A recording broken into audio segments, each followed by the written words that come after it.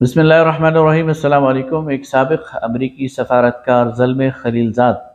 چند دنوں سے پاکستان کے اندرونی معاملات میں مداخلت کرتے پائے جا رہے ہیں اور اپنے آفیشیل ٹویٹر اکاؤنٹ سے پاکستان کے حالات پر تبصرے کرتے ہیں۔ تبصرہ کرنا ہر انڈیویجول کا حق ہے، لیکن جب اداروں کو نشانہ بنایا جائے تو پھر بات کی جانی چاہیے اور اس کا رد عمل بھی دیا جانا چاہیے۔ زلمے صاحب وہ چند دنوں سے پاکستان آرمی چیف کو نشانے پر لیے ہوئے ہیں۔ کبھی وہ کہتے ہیں کہ جنرل عاصم منیر کو پاکستان آرمی کے چیف کے عہدے سے استعفیٰ دے دینا چاہیے۔ کبھی وہ اندر کی سٹوری سناتے ہوئے کہتے ہیں کہ فلاں جگہ چیف صاحب نے خطاب کرتے ہوئے دھمکی آمیز لہجہ اختیار کیا اور لوگوں کے گھروں تک پہنچنے کی اور ان کے خواتین کو اٹھانے کی بات کی، اور کہیں وہ کچھ اور بیہودہ الزامات لگانے کی کوشش کرتے ہیں۔ دوسری طرف ایک فری لانسر صحافیہ خاتون ہے سنتھیا ڈی ریچی، وہ اسی لے کو آگے لے کر چلتی ہیں، اسی ہاں میں ہاں ملاتی ہیں، تبصرے کرتی ہیں، زلمے خلیلزاد کی ٹویٹ کو ری ٹویٹ کر کے اس پر اپنے تبصرے جڑتی ہیں اور سوالات اٹھاتی ہیں۔ تیسری طرف دیکھیں تو 60 کے قریب امریکی کانگریس مین ہیں جنہوں نے اپنے وزارت خارجہ کو ایک خط لکھا اور پاکستان کے موجودہ حالات پر تشویش کا اظہار کیا اور پاکستان کے اندر ڈیموکریسی اور ہیومن رائٹس اور گرفتاریاں، ان پر سوالات اٹھائے۔ چوتھی طرف دیکھیں تو اوورسیز پاکستانی جو پاکستانی ملک سے باہر ہیں، ان کے کچھ گروپس ہیں جو مسلسل وہ پاکستان کے حالات پر تبصرے کر رہے ہیں اور پاکستان آرمی کو ہدف اور نشانہ بناتے ہیں، اور اس میں تو کچھ سویلینز ہیں لیکن کچھ آرمی کے بھگوڑے بھی شامل ہیں۔ اور ان سب کے تناظر میں آپ عمران خان صاحب کے حالیہ بیانات کو دیکھیں تو آپ کو نظر آئے گا کہ وہ بھی براہ راست آرمی چیف کا نام لے کر ان پر تنقید کر رہے ہیں اور یہ بتانے کی کوشش کر رہے ہیں کہ ان کا سب سے بڑا دشمن اور مخالف وہ اس وقت جنرل عاصم منیر ہیں۔ اس سے آپ کے سامنے کیا تصویر آتی ہے؟ یہی نا کہ بین الاقوامی اسٹیبلشمنٹ اس وقت پوری طرح پاکستان کے اندر وہ دخل اندازی کر رہی ہے، اور بین الاقوامی اسٹیبلشمنٹ عمران خان کے خلاف نہیں بلکہ عمران خان کی حمایت میں پاکستانی اسٹیبلشمنٹ سے نبرد آزما ہے۔ کوئی یہ کہہ سکتا ہے کہ یہ تو چند انڈیویجولز ہیں، زلمے خلیلزاد یہ انڈیویجول ہے، سنتھیا یہ انڈیویجول ہے، کچھ آرمی کے بھگوڑے ہیں وہ انڈیویجول ہیں، امریکی کانگریس مین انہوں نے بھی اپنی ذاتی حیثیت سے یہ خط لکھا ہے، لیکن وہ شاید امریکہ کے اندر جو اسٹیبلشمنٹ کا طریقہ کار ہے اس کو نہیں جانتے۔ امریکی اسٹیبلشمنٹ کی بھی ہاتھی کی طرح کھانے کے دانت اور ہیں اور دکھانے کے دانت اور ہوتے ہیں۔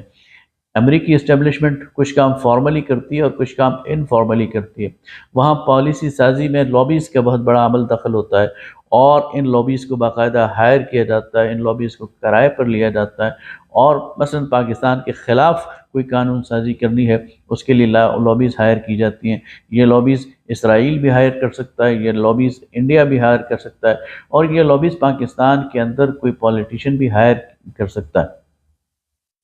پھر ان کے ذریعے کانگریس کے اندر ایسی قانون سازی کی جا سکتی ہے جس سے پاکستان کو مشکلات میں ڈالا جا سکتا ہے۔ پاکستان کے تناظر میں اگر دیکھا جائے تو 90 کی دہائی میں اور 80 کی دہائی میں ایک بدنام زمانہ پریسلر ترمیم ہوئی تھی جسے لیری پریسلر نے پیش کیا تھا، اور اس کے نتیجے میں پاکستان پر ناروا پابندیاں لگائی گئی تھی پاکستان کے ایٹمی پروگرام کے تناظر میں۔ اگر 2000 کی دہائی میں دیکھا جائے تو کیری لوگر بل اس کی دوسری مثال ہے جس میں پاکستان پر ناروا پابندیاں لگائی گئی تھی پاکستان کی امداد کے حوالے سے۔ لہٰذا پاکستان کو دباؤ میں لانے کے لیے، پاکستان کو دباؤ میں رکھنے کے لیے ایک کانگریس مین بھی بعض اوقات وہ کام کر دیتا ہے جو کہ پوری کی پوری پارلیمنٹ بعض اوقات نہیں کر سکتی۔ لہٰذا امریکہ کے اندر بعض اوقات خود امریکی اسٹیبلشمنٹ پیچھے ہوتی ہے، کسی کانگریس مین کو آگے کر لیتی ہے، کسی 2-4 سینیٹرز کو آگے کر لیتی ہے، اور وہ کام کر دیتے ہیں جو کہ امریکی اسٹیبلشمنٹ کے مفاد میں ہوتے ہیں۔ لہٰذا امریکی اسٹیبلشمنٹ بالکل کھل کر پاکستان کے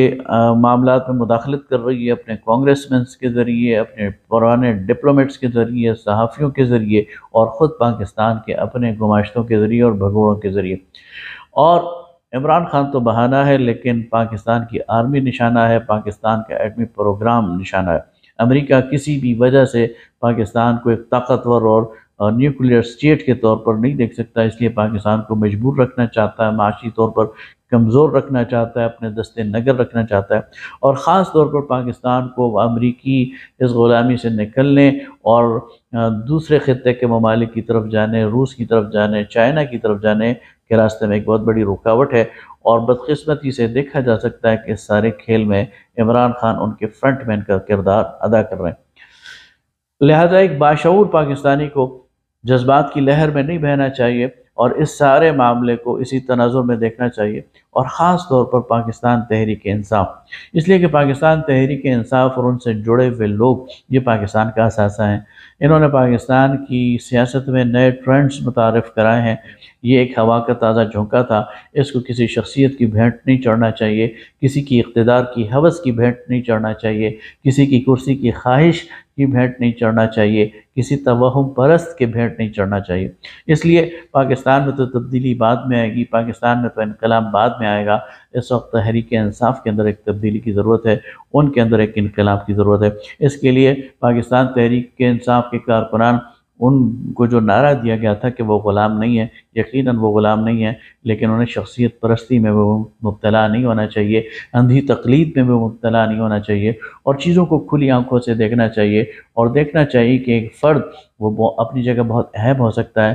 لیکن پاکستان سے اہم نہیں ہے۔ جہاں بات پاکستان کی آئے گی تو پھر ریڈ لائن کوئی فرد نہیں، پاکستان ہوگا، اور پاکستان رہے گا تو ہماری سیاست رہے گی، پاکستان رہے گا تو ہماری معیشت رہے گی۔ لہذا پاکستان کی بقا، پاکستان کے تحفظ اور پاکستان کو بین الاقوامی اسٹیبلشمنٹ کے نرغے اور چنگے سے بچانے کے لیے تحریک انصاف کو اور ملک کے سارے باشعور لوگوں کو خوب سوچ سمجھ کر اپنی لائن کو اختیار کرنا چاہیے۔ بہت شکریہ۔